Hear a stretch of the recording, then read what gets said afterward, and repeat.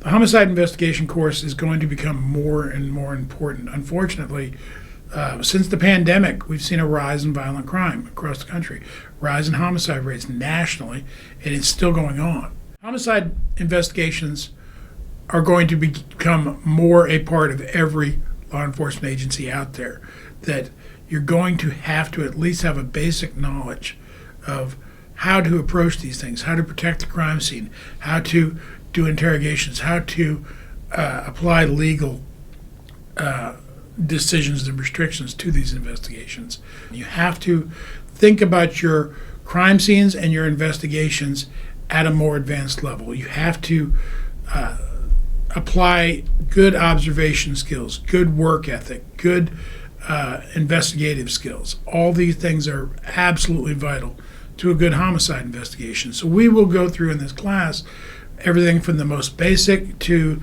the more advanced. I've been in homicide the majority of my career in one form or another, as a detective, as a sergeant, and now as a captain. In my class, I'll take you through several cases that I've worked, case studies.